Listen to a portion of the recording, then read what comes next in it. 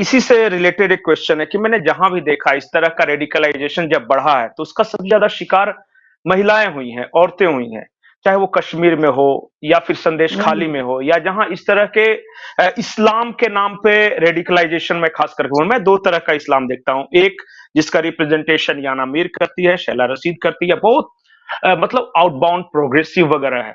और दूसरा इस्लाम वो मुल्ले मौलवी करते हैं जो बताते हैं कि महिलाओं को ऐसा ढक के रहना चाहिए, तो ऊंची आवाज में बात नहीं करनी चाहिए, तो टीवी नहीं देखना चाहिए, तो म्यूजिक नहीं सुनना चाहिए। तो और औरतों को लेकर बड़ा अजीब तरह का फैंटेसी है कि ये हूरें मिलेंगी तो यहाँ पे इतनी शादी करनी।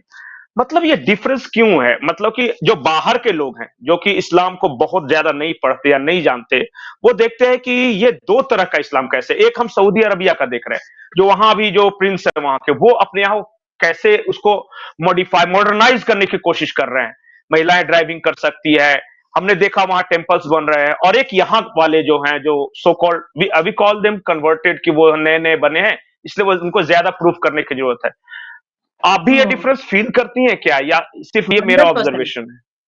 100% मैं ये डिफरेंस फील करती हूँ। इसके लिए मैं हमारे देश की गवर्नमेंट को ब्लेम करूंगी कि क्यों आपने इस तरह की तंजीमों को, सऊदी अरेबिया का जिक्र किया आपने, वहां कौन सी आपको दारुल उलूम, बिल्कुल। दारुल फलाना, दारुल बिस्ताना दिखेगी, लेकिन आपने क्यों बिल्कुल। यहाँ पर इन सबको रखा है? आप वोट्स के इतने भूखे हो, आपको किस बात का डर है कि आप ऐसी तंजीमों पे ताला नहीं लगाते?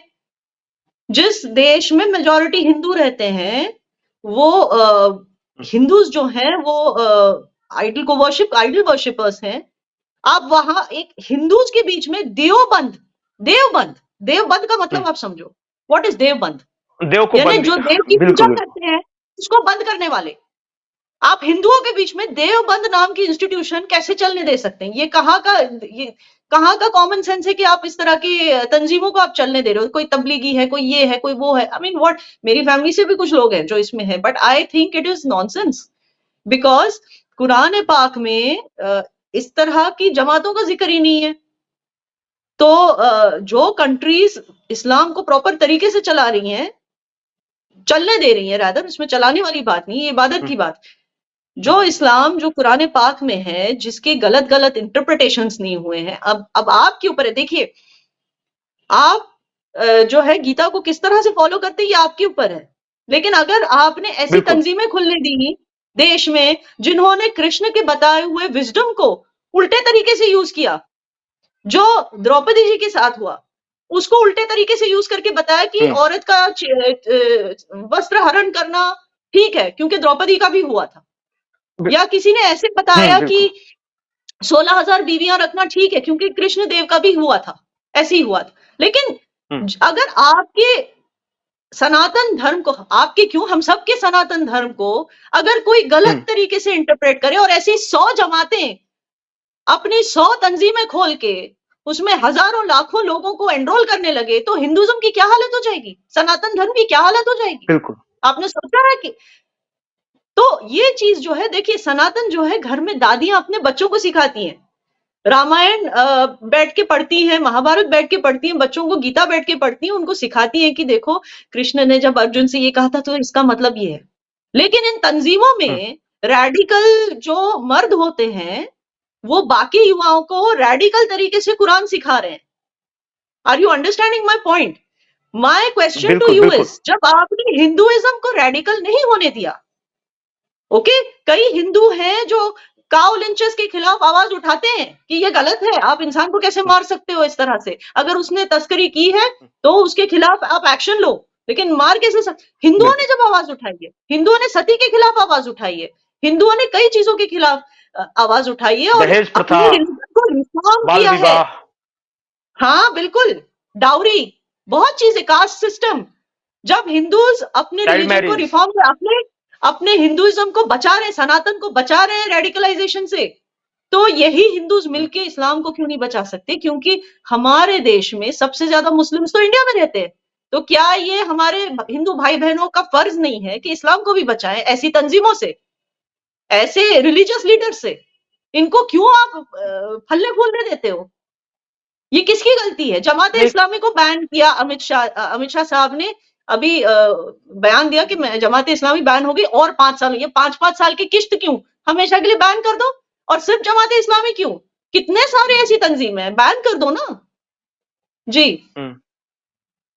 नहीं तो एक ओवैसी साहब जैसे लोग कुछ खड़े हो जाएंगे, बोलेंगे कि किसी दूसरे को इस्लाम के बारे में बोलने का हक नहीं है, सिर्फ हम बोलेंगे और जो मुसलमान है वही बोलेगा। ये भी तो एक ओ, पर्दा है ना। मुझे सच बताइए, ओवैसी साहब के दादाजी हिंदू नहीं थे क्या? मेरे भी दादा परदादा किसी जमाने में हिंदू ही रहे होंगे। तो कौन होते हैं ये बोलने वाले? अगर ये बोलते हैं कि बाहर वाले नहीं बोल सकते, ये खुद नहीं बोल सकते, ये तो तीसरे जनरेशन के या दूसरे जनरेशन के मुस्लिम है सिर्फ।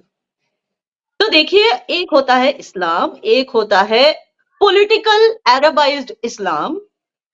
तो हम क्यों भाई बिल्कुल। इंडियंस होके पॉलिटिकल अरबाइज्ड इस्लाम को हम भारत में क्यों पलने दें? आप इबादत करो, आप रोजे रखो, आप नमाजें पढ़ो, किसी हिंदू को कोई प्रॉब्लम नहीं है। लेकिन आप अपना पॉलिटिकल इस्लाम, अपना गजवाए हिंद, अपना देवबंद, ये सब लाएंगे बीच में। हर एक चीज में आप हिंदू हम्म। मुस्लिम एंगल, विक्टिम कार्ड निकालेंगे। अब किसी क्रिमिनल को जेल में डाला जाता है तो बोला जाता है देखो वो मुस्लिम है इसलिए जेल में डाला। ये बात सही है क्या? क्रिमिनल क्रिमिनल होता है। हम्म। अरे देखो सिर्फ मुस्लिम्स की बात करते तो ठीक है। अगर आपको लगता है कि कोई सोशल, हाँ ये बात भी सच है कि कई सोशल मीडिया इन्फ्लुएंसर्स रोज सुबह उठ के चेप देते हैं सोशल मीडिया पे कि देखो यहाँ इस मुस्लिम ने ये गुनाह किया, वहां इस मुस्लिम ने ये गुनाह किया। मैं मानती हूँ क्रिमिनल तो क्रिमिनल होता है, मुस्लिम हो या, अगर आपको लग रहा है कि वो मुस्लिम्स को हम्म। बदनाम कर रहा है, आप भी फिर उठा के डालो यहाँ इस हिंदू ने ये क्राइम किया, वहां इस हिंदू ने ये क्राइम। अगर आपको क्रिमिनल्स को हिंदू और मुस्लिम का मुखौटा पहनाना ही है तो ठीक है, आप इस तरह से करो। लेकिन फिर कह देना, इसको पॉलिटिकल बनाना, इसको कह देना कि यहाँ मुस्लिम्स की राइट्स नहीं है, यहाँ मुस्लिम्स को मारा जाता है, ये सब गलत है। ये सब गलत है। क्योंकि अ, जब स्कीम्स अ, अनाउंस होती है गवर्नमेंट की तरफ से, तो गवर्नमेंट कभी नहीं कहती कि ये स्कीम सिर्फ हिंदुओं के लिए, मुस्लिम के लिए नहीं हो सकती। तो ये बात इनको याद रखनी है। या ना मैं ये सवाल सिर्फ आप ही से कर सकता हूं, मेरे पास ये फ्रीडम है क्योंकि आपका इंटरनेशनल डिप्लोमेसी को लेकर भी अच्छा खासा एक्सपोजर है। आपने एक शब्द कहा पॉलिटिकल अरबाइज्ड इस्लाम। अब तो हम्म। अरब तो खैर फिर भी सुधर रहा है जहां वो सेंटर था, लेकिन मुझे ऐसा फील होता है कि इस्लाम को बदनाम करने में एक शक्ति का हाथ है, और वो शक्ति यूरोप से निकली है या अमेरिका कह सकते हैं, और उन्होंने अपने मकसद के लिए इसे एक पर्टिकुलर शेप देने की कोशिश की। हो सकता है उनकी कोई इकोनॉमिक इंटरेस्ट रही होगी, और उन्होंने इस्लाम को एक पर्टिकुलर फ्रेम में बताया है, और उसका असर मैं एक दिन पढ़ रहा था, वहाबी मूवमेंट भी उन्हीं के पैसों से शुरू किया गया था। और ये क्रुसेड का या फिर जिहाद का ये शब्द जो ज्यादा जो प्रचलन शब्द में है ना, उधर से पब्लिसाइज किया गया ताकि आम मुस्लिम ये समझने लगे कि एग्जैक्टली हमें वही करना चाहिए जो कि उनके प्रोपोगेंडा मशीन बता रहे हैं।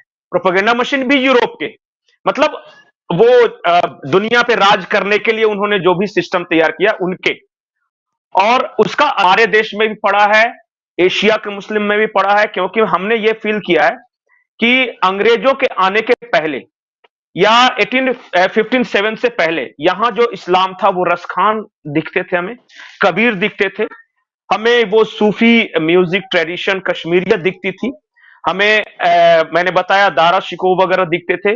लेकिन अभी इस्लाम को मैं ये देख रहा हूं कि बहुत ज्यादा वो ऑर्थोडॉक्सी, रेडिकलाइजेशन, कट्टरपंथी की ओर जा रहा है। मेरा ऑब्जर्वेशन सही है क्या? आपका क्या ऑब्जर्वेशन है इंटरनेशनल पर्सपेक्टिव को लेके, खास करके पर्टिकुलर टर्म इस्लामोफोबिया को लेकर जो कि बहुत गूंज है यूरोप में?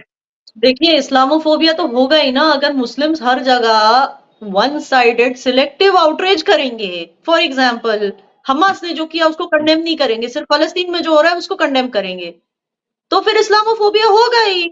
अरे आप उस मुल्क के हो जिसने कभी ब्लाइंड वन साइडेड सपोर्ट नहीं किया। अगर आप खुद को भारतीय बोलते हो तो you can not be one sided blind supporter. Bharat कभी ऐसा है ही नहीं। ना भारत देख सकता है कि फलस्तीन में इनोसेंट बच्चे मर रहे हैं, ना भारत देख सकता है कि इजराइल में होस्टेजेस मारे जा रहे हैं, बूढ़े बच्चे मारे जा रहे हैं, उनके घरों में घुस के उनको मारा जा रहा है। भारत दोनों तरफ से बोलता है। जो भारत ने हमेशा न्यूट्रल स्टैंड लिया है, न्यूट्रल सिर्फ न्यूट्रल दिखने के लिए नहीं, क्योंकि जो सच है वो बोलने के लिए। दूसरा मैं आपको एग्जाम्पल देती हूँ, यूक्रेन। ना भारत देख सकता है कि यूक्रेन में मासूमों की जाने जाए वॉर की वजह से, या यूक्रेन पूरी तरह से बर्बाद हो जाए। ना भारत ये चाहता है कि रशिया जो हमारा पुराना दोस्त है उसको कोई नुकसान हो, उसकी संप्रभुता को या उसकी इकोनॉमी को कोई नुकसान। तो भारत हमेशा ऐसा स्टैंड लेता है जो दोनों के लिए ठीक है, जो दोनों के लिए बेनिफिशियल है, हमेशा। आप देखिए हमेशा ये भारत की रीत रही है। तो भाई भारत में ऐसे लोग क्यों पढ़ रहे हैं जो सिलेक्टिव आउटरीच करते हैं, चाहे वो मुस्लिम हो या हिंदू। मैं फिर बता दूंगा, सिलेक्टिव आउटरीच बंद करो, क्योंकि अभी इस्लामोफोबिया तो बढ़ चुका है, वो सिर्फ इंडिया में नहीं पूरी दुनिया में है।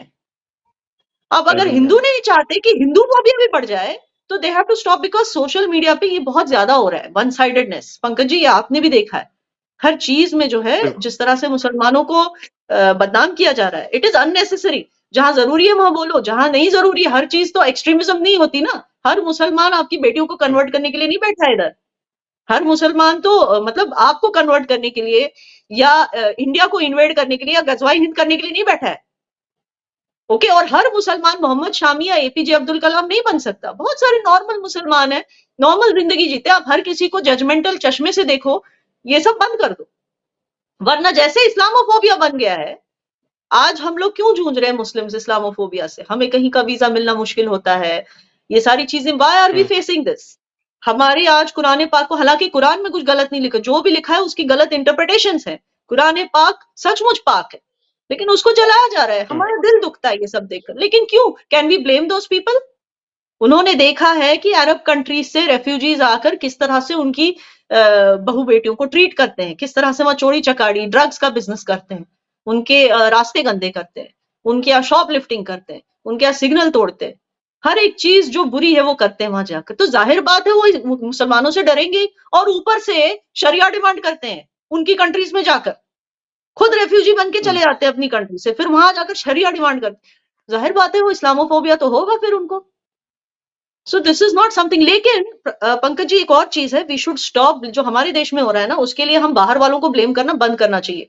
हमें खुद जो है अंदर से एक रिफाइंड सोसाइटी बननी है, ताकि दूसरे कभी इस चीज का फायदा ना उठाएं कि हम आपस में इतना लड़ते रहते हैं। ये चीज मैं चाहती हूँ कि ये रुक जाए, but I don't know how. और ये सिर्फ तभी रुकेगा जब हम हमेशा ना वन साइडेड नजरिया रखना छोड़ दें, जहां पे जरूरी है वहां पर बोले। एंड ये अल्लाह का फजल है कि आज हमारे पास ऐसी गवर्नमेंट है, चाहे कोई कुछ भी कर दे, कोई कुछ भी बोल दे जाके कि it is a fascist government, मैं नहीं मानूंगी। आज हमारे पास एज अ जर्नलिस्ट, मैं अपने एक्सपीरियंस से बोल रही हूँ, ऐसी गवर्नमेंट है जो हमसे क्रिटिसिज्म, मतलब प्रोडक्टिव कंस्ट्रक्टिव क्रिटिसिज्म लेने के लिए तैयार है, सुनने के लिए तैयार है, और प्रॉब्लम सॉल्व करने के लिए तैयार है। आज हमारे पास वैसी गवर्नमेंट है, पहले नहीं थी।